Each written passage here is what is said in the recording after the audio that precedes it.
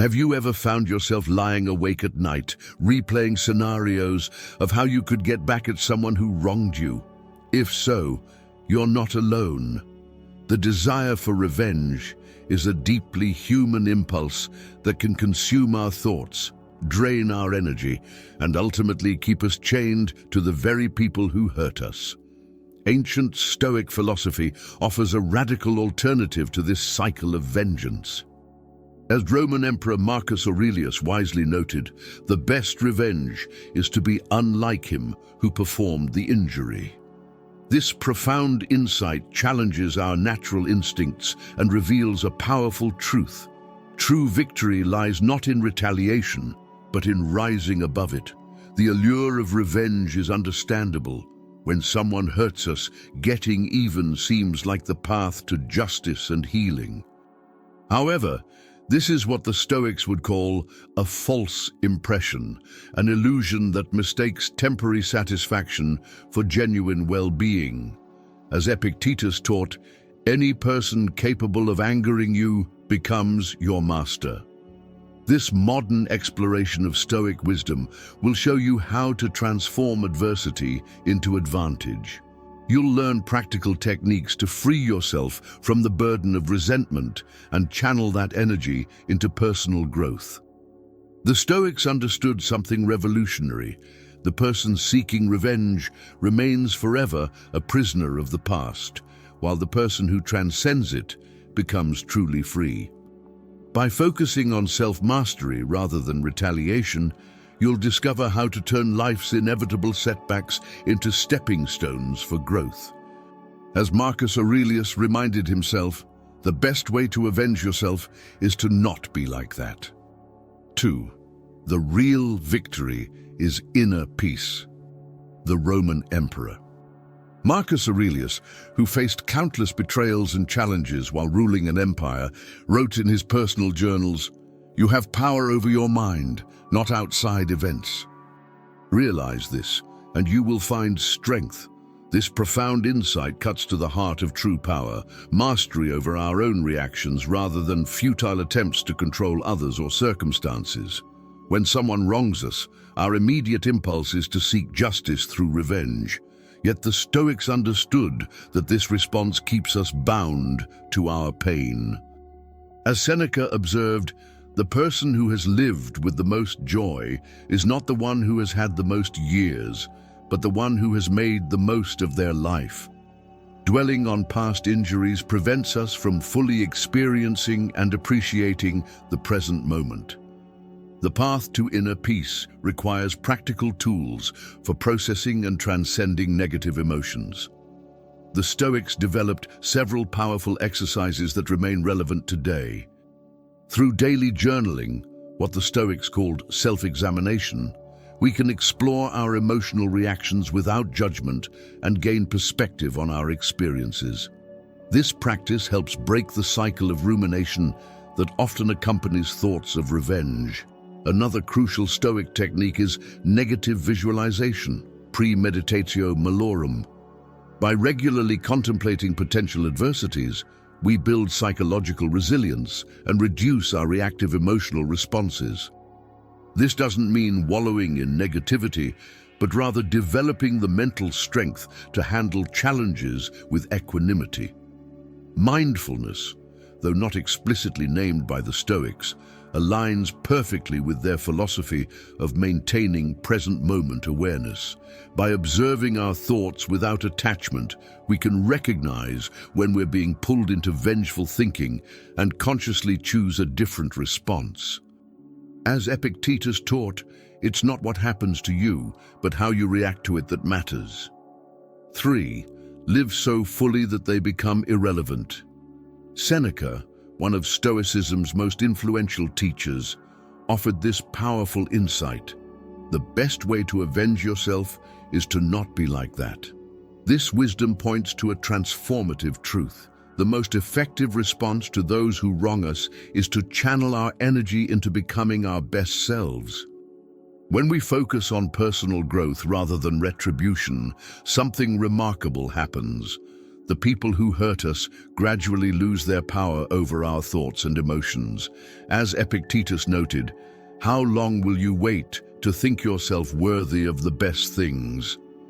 This question challenges us to shift our focus from past injuries to future possibilities. The key lies in redirecting our energy toward meaningful goals. Instead of plotting revenge, we can invest that same passion into learning new skills. Rather than rehearsing past betrayals, we can dedicate ourselves to building stronger, more authentic relationships.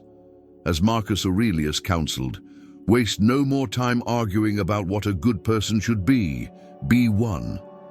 This approach isn't about denying or suppressing pain. Instead, it's about transforming that energy into fuel for personal evolution. The Stoics understood that every challenge presents an opportunity for growth. When someone betrays our trust, we can use that experience to develop better judgment. When faced with criticism, we can channel that discomfort into motivation for self-improvement. By living with purpose and integrity, we naturally outgrow the need for revenge. As Musonius Rufus taught, it is not possible to live well today unless you treat it as your last day. This mindset helps us focus on what truly matters, leaving no room for wasteful thoughts of vengeance. 4. Master your emotions. Own your life. Epictetus, who rose from slavery to become one of history's most influential philosophers, stated, "It's not what happens to you, but how you react that matters." This principle forms the cornerstone of emotional mastery in Stoic philosophy. Far from suppressing emotions, the Stoics taught us how to understand and transform them. The view from above technique, a powerful mental exercise developed by Marcus Aurelius, helps us gain perspective when emotions threaten to overwhelm us. By imagining ourselves looking down at our situation from a cosmic viewpoint, we can see how insignificant our desires for revenge truly are. As Marcus wrote, "Choose not to be harmed, and you won't feel harmed. Don't feel harmed, and you haven't been." Another powerful Stoic practice involves voluntary discomfort. By deliberately facing challenging situations, we build resilience and reduce our reactive patterns. Seneca advocated for regular periods of simple living, teaching that we should make light of all things and endure them with tolerance.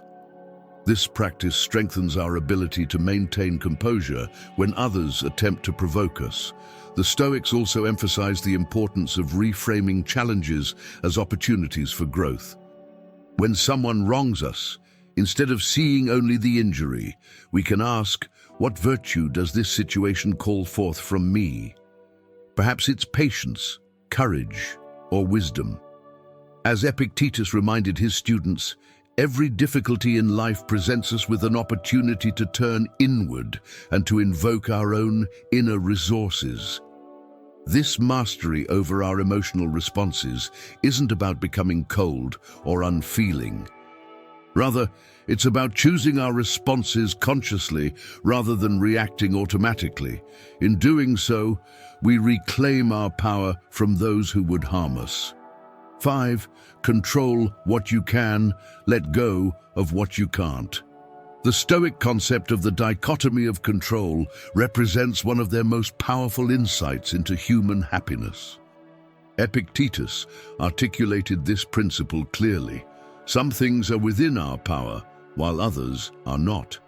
This simple yet profound understanding can free us from the endless cycle of resentment and revenge. When someone wrongs us, we often fixate on things beyond our control. Their actions, their words, their attitudes. The Stoics teach us to redirect our attention to what we can influence. As Marcus Aurelius advised, you have to assemble your life action by action. Each moment presents a choice. We can waste energy on uncontrollable circumstances, or we can focus on our own growth and response. Clinging to resentment is like drinking poison and expecting the other person to suffer. The Stoics understood that this attachment to past injuries prevents us from engaging fully with present opportunities. Seneca observed, "He who has injured you is either stronger or weaker than you. If weaker, spare him. If stronger, spare yourself." This wisdom reveals how letting go serves our own interests. The path forward lies in accepting reality as it is, not as we wish it to be. This doesn't mean approving of wrong actions, but rather acknowledging what has happened and choosing our response wisely. As Epictetus taught, don't seek to have events happen as you wish, but wish them to happen as they do happen, and all will be well with you. By focusing our energy on meaningful change within our sphere of influence, we naturally release the burden of trying to control the uncontrollable. This shift in perspective transforms us from victims into architects of our own experience. 6. The ultimate revenge, thriving despite everything. History's greatest figures have demonstrated that true victory lies not in retaliation, but in rising above adversity. Nelson Mandela emerged from 27 years of imprisonment without bitterness, transforming his suffering into wisdom that helped heal a nation. As Marcus Aurelius wrote, "The best revenge is to be unlike him who performed the injury." This principle has been proven time and again by those who chose growth over vengeance. When we examine the lives of resilient individuals, we find a common thread that aligns with Stoic philosophy. They transformed their adversities into fuel for success. Consider Viktor Frankl, who survived the Holocaust and developed logotherapy, helping countless others find meaning in their suffering. As Epictetus taught, it's not what happens to you, but how you react to it that matters. These individuals embody this wisdom through their actions. The most powerful form of transcendence comes when we reach a state where we no longer need to prove anything to those who wronged us.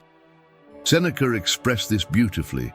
The greatest power we have is the power of indifference to those who offend us. This isn't about suppressing feelings or pretending not to care. It's about genuinely outgrowing the need for validation or vindication. The Stoic path offers something far more valuable than revenge: freedom.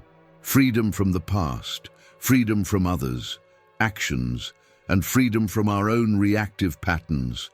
As Marcus Aurelius reminded himself, waste no more time arguing about what a good person should be. Be one.